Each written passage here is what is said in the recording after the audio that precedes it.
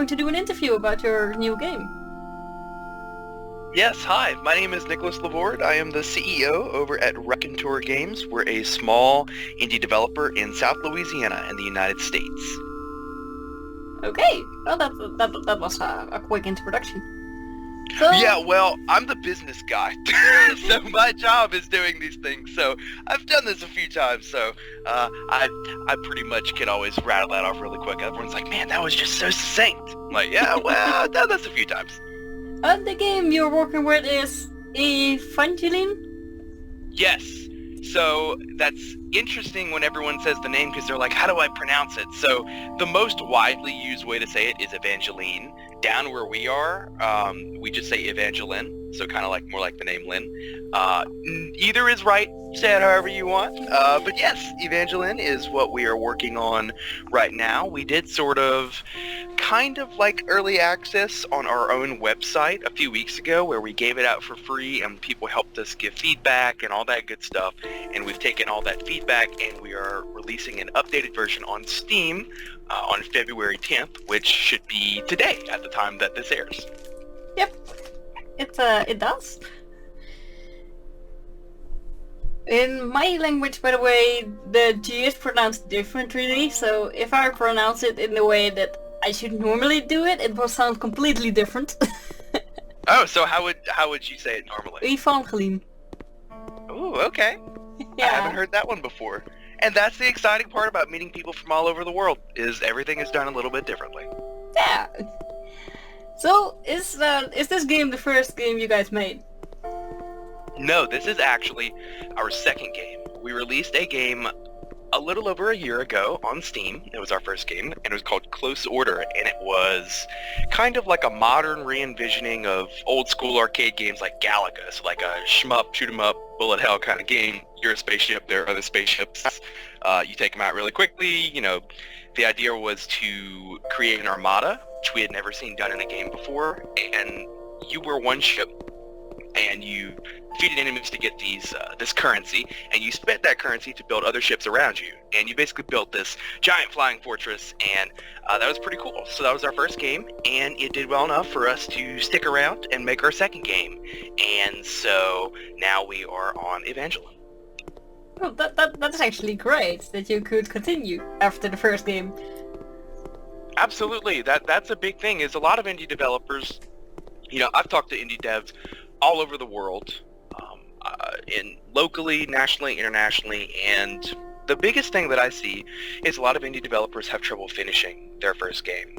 And it's just such a hurdle because making a game is just, it's just difficult because it doesn't make sense. Like, we're using code and graphics and art and sound to make our computers and technology just make this weird little world that we can entertain ourselves in, which if you think about it too long, it's like, wow, why are we spending our time doing this? But because of that, you know, games are just very difficult to make because bugs come up for no reason, especially if it's the first time making a game and you don't necessarily know the best, most sound ways to develop the game, to make good design decisions, all that good stuff. So the first game is just a challenge for so many people, and I usually see that anyone who can pass that hurdle and release that first game is very likely to stick around to make more, and I am just super glad that we got to stick around to make more. Yeah, that's a good thing. More games is always good, right? Absolutely. So for what platforms have you developed it? We have only developed for the PC platform on Windows. We are, fingers crossed, going to be having a Mac and Linux version of Evangeline alongside the Windows release. Right now our development builds on those platforms are looking pretty good, and assuming that everything works out, it should be available on all three of those platforms when the game comes out. Awesome! So, what do you think about each platform? For me personally, I've always used Windows, as I can say probably most PC gamers have. I've never had much experience with Mac. I've personally only used Linux on someone else's computer.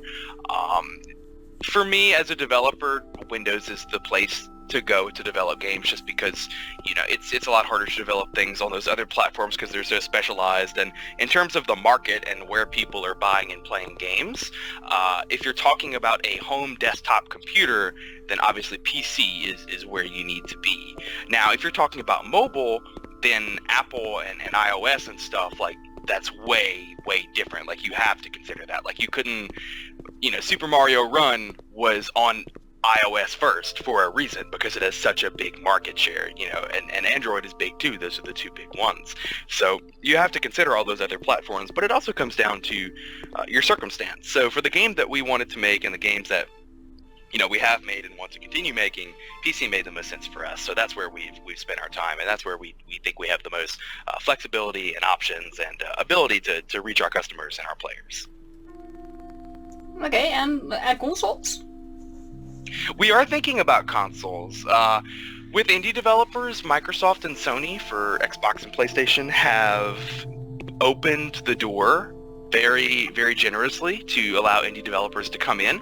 It's still very competitive to get onto consoles. Of course, there's a manual, you know, selection process they have to go through and pick you and all that good stuff. So after Evangeline launches on Steam, we are very, very interested in trying to bring the game to whatever console will allow us, because of course, you know, you have to spend money to buy development kits and all that good stuff. So there is a cost involved, which is the main reason that a lot of indie developers have not released stuff on console like in their early years, but we are definitely looking at bringing Evangeline to consoles if the Steam release proves to be popular.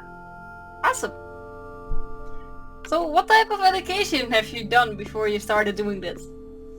So I love that question, because I'm not a typical indie developer. I think I had told you before we started recording, I am the business guy, air quotes around that. So I don't actually code. You don't want me to code. It would be very bad. I can't do art. You also don't want me to do art because it would be very bad. I don't do sound design. I don't do music. I am the business guy. So basically, I wanted to be a programmer. I wanted to pursue computer science at university. And before I even started my first semester of university, I bought a book on programming, and I figured, let's try this out. Let's see if I like this, because this may be what I do for the rest of my life. So that's pretty reasonable. Let's buy a book. Let's try it out. Well, I got through the first few pages. I wrote Hello World, which is the very first program that every programmer writes. It's literally just the sentence that says hello, comma, world, exclamation point, and it runs in like command prompt. And I did it. I somehow messed up Hello World, which is possible because I did it. And then I did it, and then I was like, well, not for me. So then my immediate thought was, okay, so I can't actually, again, air quotes, actually make games. So the next best thing would be finding the people to make the games. So I decided that I would pursue business because I went on the university website and I thought to myself, okay, my university has a good computer science program, and I've heard they have a good business program. So I just looked at the different degree programs for business, and I looked through. I said, accounting, no. Finance, no. Marketing, maybe. Management, okay, I'll manage the people who make the games. Great. So I pursued business management as my bachelor's degree. And I got a degree in business administration, focusing on management.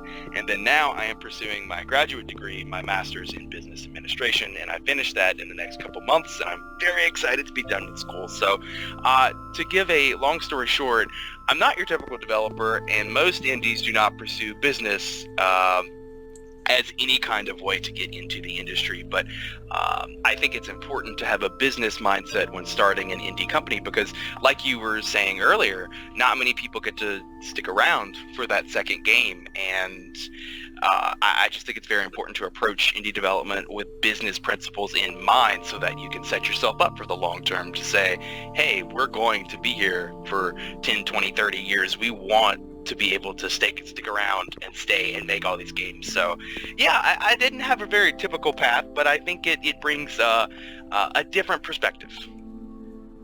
Well, that's so you know, most indie game developers haven't done any indie game thing in their education, so that's why the question is there.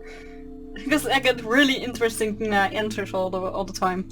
Yeah, for sure. And personally, I'm glad you included that question, because my favorite thing about game development is I don't know how long we'll be able to say this for the future, but I think for the foreseeable future, there's no right way to get into games. Like, yeah, you can go to game design school and get a game design degree and get a game design internship and then work at a game design company. Like, that's fine and that's great, but stories like mine, like so many other indie developers, they just don't come from a typical path. You know what I mean? If you want to become a doctor, you get an undergraduate degree, and then you go to medical school, and then you do a residency, and then you start practicing. You know what I mean? Like, there is a path, like a specific way that you get into a profession, like the medical field. But with games, you can come from absolutely anywhere, doing anything, knowing anyone.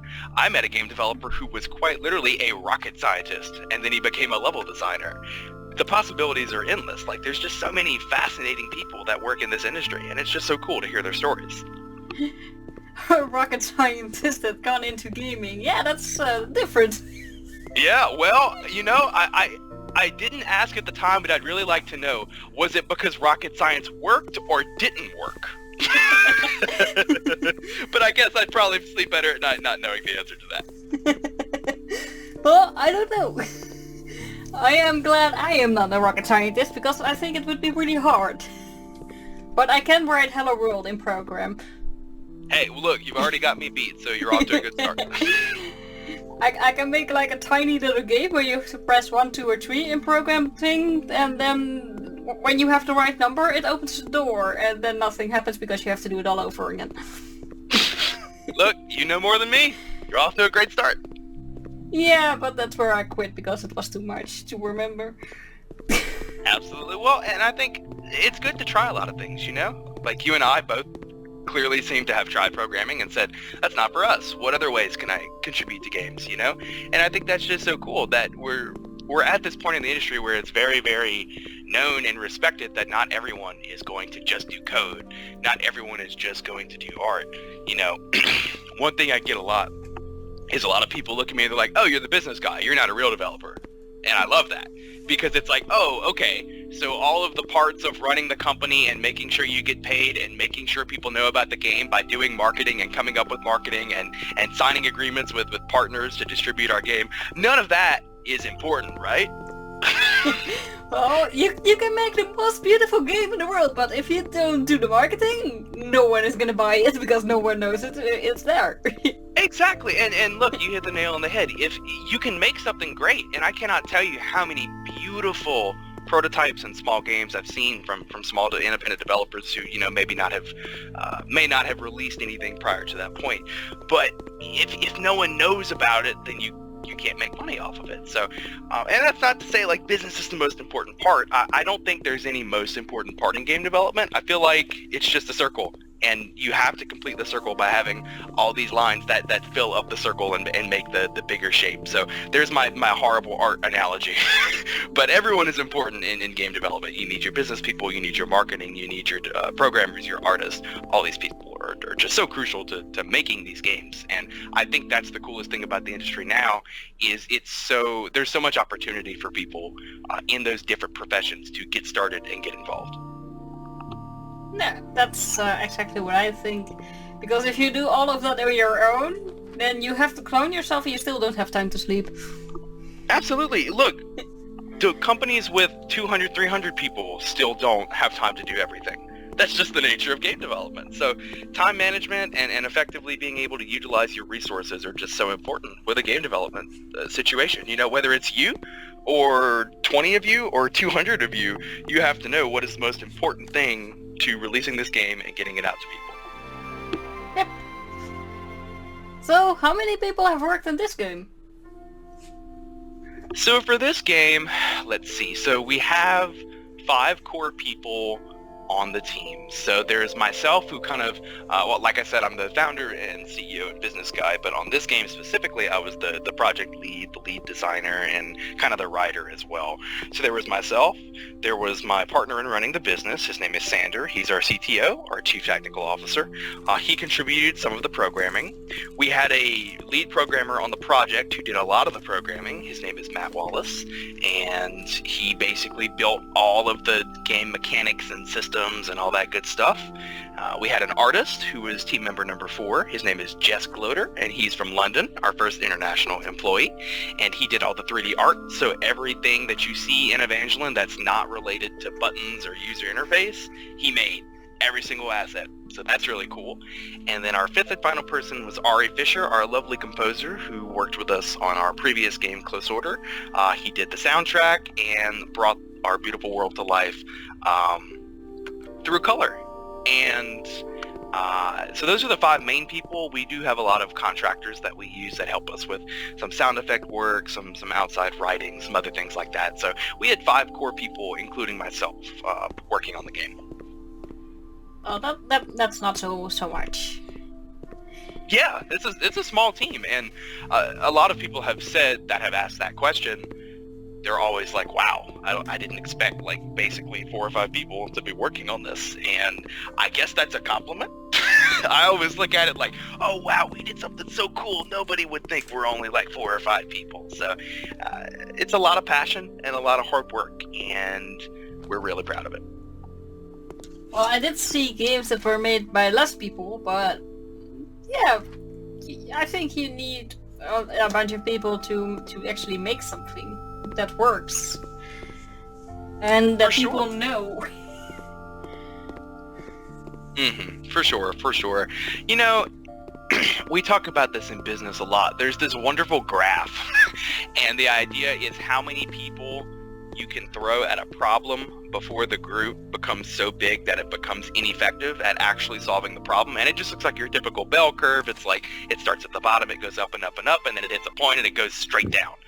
And with game development, you know, the common thought is, oh, just get more programmers, get more artists. Like, that'll just make it go so much faster. Not always. You know, I think that's been a very interesting problem for us to face, because at one point we were like 10 people.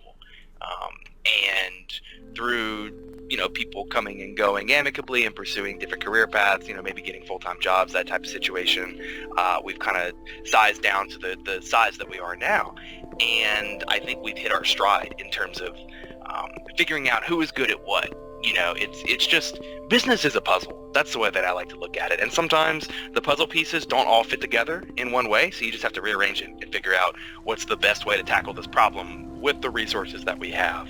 And with Evangeline, the 5 people that we've had, I feel like that was the perfect mix of what we needed for that project. Well then, that is enough. So did you guys use like an engine like Unreal, Unity? Yes, we used Unity 5 for Evangeline. Okay, that was a really short answer. Oh yeah. Yeah, we've been using Unity. We used it for our previous game as well, and that's kind of where all of our team has the most experience. So it made the most sense for us to use Unity. I get it. So what was the biggest challenge to produce Evangeline? So it starts out kind of heavy, but it gets happy in the end, so I promise.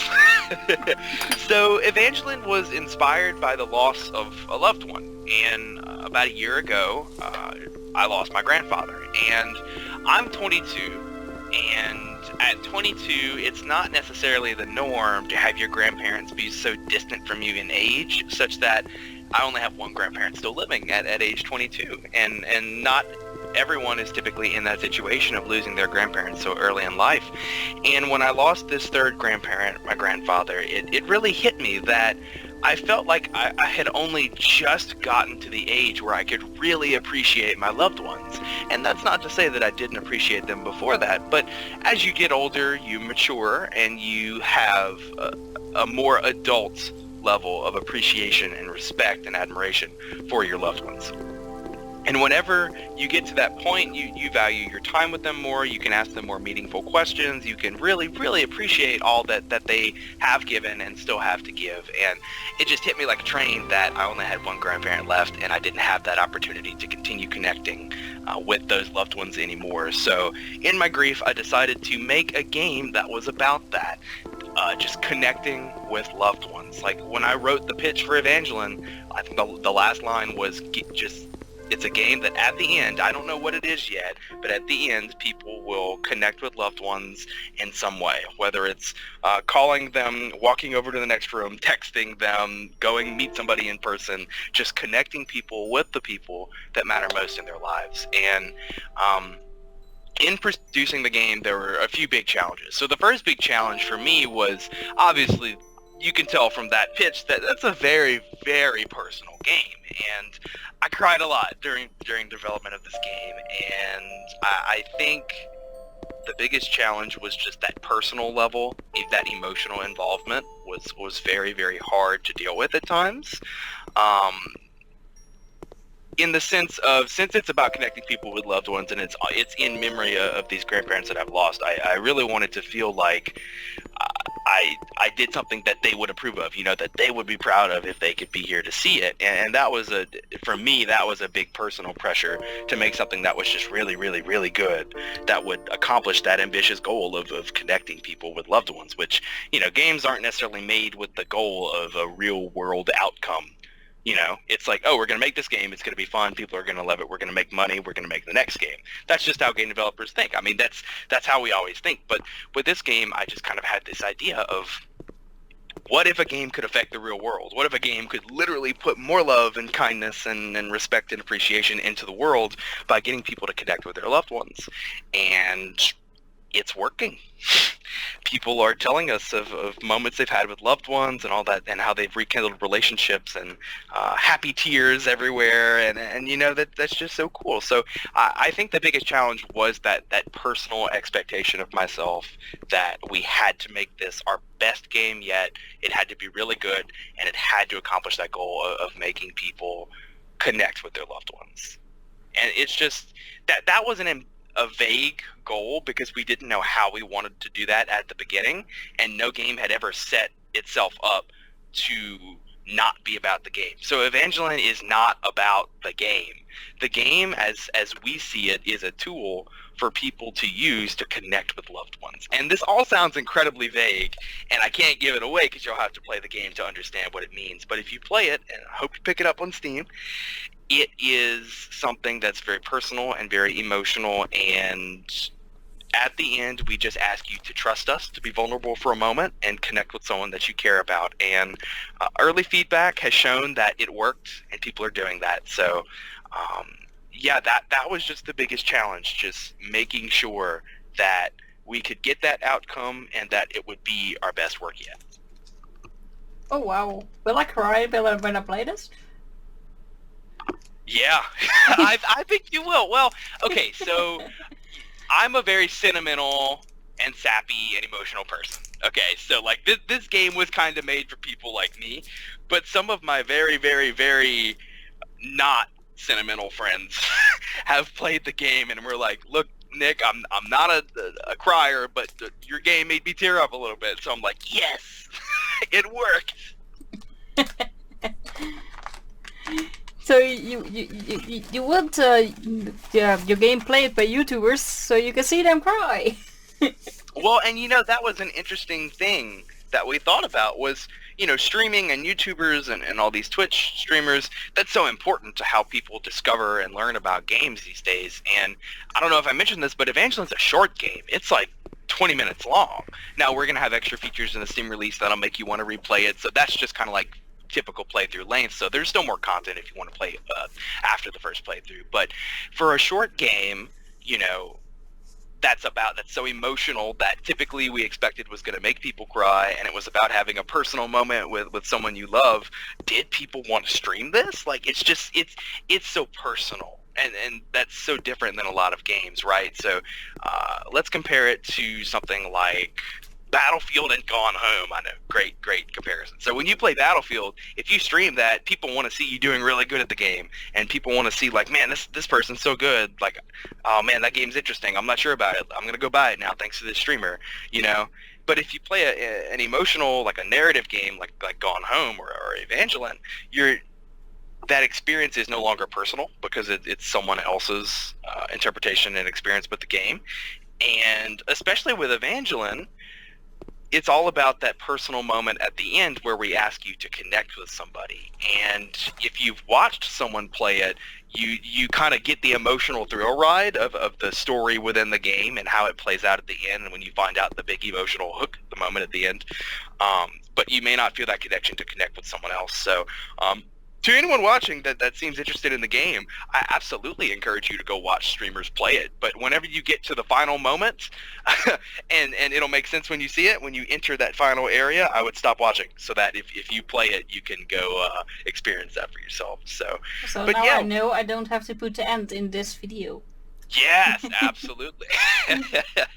Yeah, the end is definitely the most personal part, and you know, I think that's just a big conversation that people have, is like, oh well, if you watch the whole game on Twitch or YouTube, you know, why should I buy it, why should I play it? Well, I argue that with Evangeline, it's like I said, it's not really, to us, it's not a game, it's a tool for people to connect with those that matter most in their lives while they still have that opportunity to connect with them. So it's the type of game that you get out of it what you put into it. So that kind of goes back to what I said earlier. If you trust us at the very end and do what we tell you to do, then I think you could form a memory with someone you care about that, you know, could change your relationship, that could give you a moment that you'll never forget. So it's definitely a game about interpretation and just kind of trusting what's going on and that you're going to have a good experience. So I think, I think it's an interesting thing, and I think that streaming is still something that I'm excited to see more of when the game launches on Steam and even more people know about the game. All those crying people. Oh, I know. Well, there's been like some smaller streamers who have very graciously covered the game and played through it on YouTube. And the general thing I've seen is like people will edit it and just cut out the moment with the personal private thing and then be like, oh, I just called my mom, blah, blah, blah. So it does work out. You know, it's a game about being vulnerable for a moment, I guess. So it just depends on your personal preference of it if you want to cry in front of all your viewers. Oh yeah, I don't really care about that. they are allowed to see what I am. Of course. So did you get any help from the industry to develop or promote this game? Yes. So one thing that I'm very, very, very adamant about with all indie developers is networking. And I know most people hate the word networking, but just meet people, just learn people in your industry and what they do and how a relationship with them could change your perspective, your business, your project. I have had so many people help me personally and have helped Raconteur Games as a company. Our project, Evangeline, we've just had so many people help us. Like, I've had so many surreal things happen. Like, and I don't say this to brag, I say this to illustrate a point. So for our first game, Phil Spencer, the head of Xbox, played our game less than 2 weeks before E3 when he was arguably like super busy, like up to his eyes in work. Took the time, I sent him an email, he took the time to read my email, watch our trailer, play our demo, and tell me what he thought. And that was just one of the coolest moments of my life. And like that just changed my perspective on being humble and just knowing where you come from and always trying to see what people are doing and understanding other people, because you never know how something's going to work out. You never know how that one offhanded email could open a relationship, could change your life. And ever since that moment, I've always tried to help everyone that I reasonably could, because you never know how that could impact them and how that could just change what's going on in their world. And when I got that email, I was at the gym on the treadmill. I actually jumped off of the treadmill in excitement, and like 3 other people looked at me like I was crazy. But, and you know, we've had another big game designer played Evangeline in the early release. Cliff Blazinski, who worked on Unreal Tournament and Gears of War, now he's over at his own company, Boss Key Productions. He played our game, and he called it simple and lovely, and even let us use the quote, just like Phil Spencer did with our first game. And the thing I've noticed is that people in this industry are almost always, like 99.9% of the time, they know where they come from. They know that it's hard to make games. They know that this is an industry where you have to work hard, but if it works out, you know, you're set for life. And I just find that this industry is very gracious and very generous and very humble, and everybody just wants to help each other be successful. And yeah, like, you know, technically there are competitors, but people in the industry don't look at each other as competitors. They're just collaborators. We're all pursuing our dreams. Like, I firmly believe that no one in this industry is here just for a paycheck. Everyone does this because they love it. Otherwise, they wouldn't put up with the hard work and the long hours and the frustration that comes with the job, you know. But I feel like if you trust that you're part of a group, you know, that's what I say to any developers listening, is you are a part of this industry. No matter where you live, no matter if there's no developer communities or companies in your area, you are a part of this big global community of people that are just pursuing their passions and following their dreams. And that is so cool. And so many of us want to help each other. I mean, people ask me about the Phil Spencer thing, and like my favorite one that ever happened was someone asked me about Phil Spencer's quote, which is on our Steam page for our first game, and they said, "Did that really happen?" Well, of course it happened. I'm putting it on our public commercial products page. Like, I wouldn't lie about that. But and then the next question is always, well, how did you get that to happen? And my very boring answer is just, I asked. There are so many people who would love to help you. You just have to ask. So, yes, we did get a lot of help in the industry. We had famous game designers, even Steve Gaynor, the founder of Fulbright, which made Gone Home, which heavily influenced Evangeline. He played our game and gave us feedback, and that was just very, very surreal for me because, again, that game was so influential in a lot of the direction that we took with Evangeline's. And all I did was ask. I just sent him an email. I tweeted him and asked for his email if I could get some feedback, and he said, sure, here you go. So we've got a lot of help that way. We had, in terms of actual like business help, we had a new PR company called Amcade. It's started by a very talented and lovely marketer from London. Her name is Alex Moye. She used to work at Sony. Now she started her own little agency. They helped us do some marketing and PR for the game. And then it was basically them and then us making the game on our end. So, and then all those dozens of people in between who supported us, answered our questions, gave us feedback. So yes, there was absolutely a lot of industry help to create this game and run this company because we couldn't do it without everyone else helping us. And like I said, it's that thing of you're not alone and there are people who want to help. So never be afraid to ask for help. Okay. That's a very long, sappy answer. No, it was a really good answer. I could make a separate video with just that answer. Oh, yes. Success. Yay! So, what type of games do you play in your free time? So I play a little bit of everything because, well, as a developer, I feel an obligation to stay current and play things that are popular and understand why they're popular. I feel like as a developer and a businessman, that's what my obligation to my industry is, to stay current and play what's out there and see what's new. And then two, I like to play because, you know, we're all gamers. We like to use games to spend our free time and unwind and relax. And games for me have always been a tool to unwind, to relax, to just, you know, spend my free time and just kind of, you know, chill out. and that's what I've always used games for my whole life, and I still do that. And the games that I play the most, I play mainly shooters. Shooters and action-adventure type games. One of my favorite game series of all time is Uncharted. I love everything from Naughty Dog. They're a huge influence to us at Raconteur because they're just so talented at telling stories. So right now, I just finished replaying The Last of Us for the 4th time, and I'm replaying Uncharted 4 for the 3rd time now. So I'm playing a lot of that right now. I'm also playing Battlefield 1. I've been a Battlefield fan since Battlefield 2 in 2004, 2005, around that time. So I'm a 10-plus year Battlefield veteran. I love that series. And I'm also playing a lot of Rainbow Six Siege. I love the Tom Clancy brand of games, and we're kind of in the era where that brand has died down a little bit, because Ubisoft has so many other games. Like, they used to be like the Tom Clancy company, and now they have all these other games that they develop, which is great.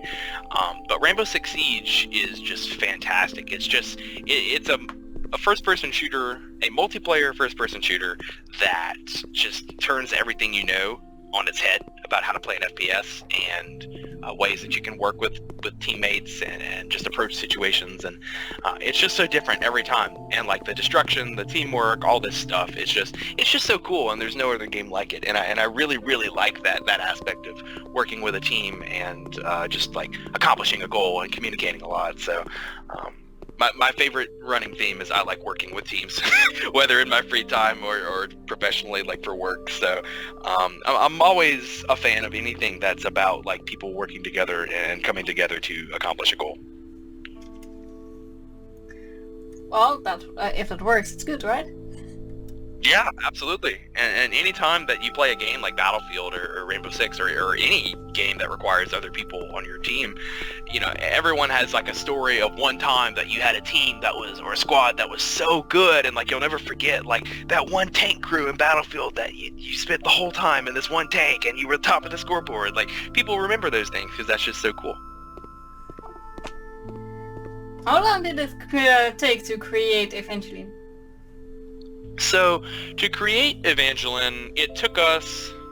So I got the idea in the spring of 2016. So around April, I spent a few weeks in April kind of coming up with the design and the general direction for the project. So we really started, like, we got everyone together in May of 2016.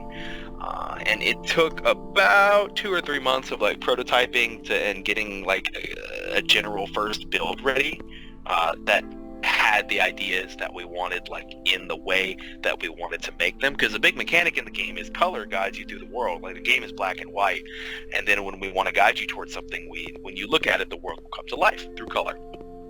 And that took a long time to get right, because we didn't know that we wanted to do that, because the goal of the game was to connect you with a loved one. We never said anything about color. That was just a thing that came about during development. We thought it would be cool to explore that. So that took a long time to get right, and we finally got it right in like August. So that's kind of when we started technical development, like to a steady pace. So from end to end, we started in May and we finished in January and technically through February, because we're doing the finishing touches on this updated Steam release. So just about 9 months to do the whole thing, which was just the right amount of time, because I don't really like long projects, because our first game took us over 2 years to create, and long projects are exhausting. So we're a fan of things that can take under a year, so 6 months to a year. And Evangeline took just the right amount of time, and we never really had any major issues with the project. Like we didn't have any major fires, any crazy bugs, anything like that. Like we just got together to do a thing, and then we did the thing, and we're finished. So it's just like rarely in game development does it go so smoothly, but with Evangeline, it really did.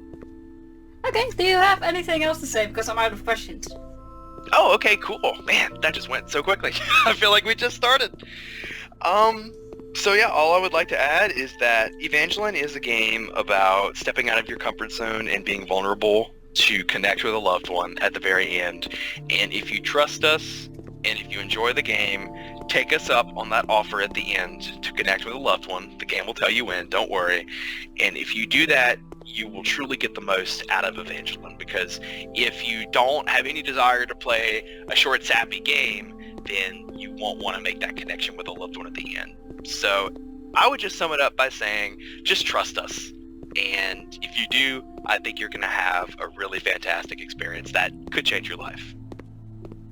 Awesome. Well, in that case, we are done now. Yeah, wow. That went really quick. Yeah, that was it. Cool. Do you have any other personal questions, or is that about it? That's it.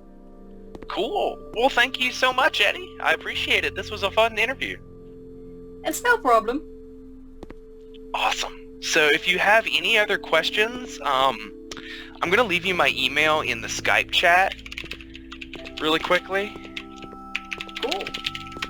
And if you have any other questions, send me messages through email, because I might miss Skype. It's not always on for me.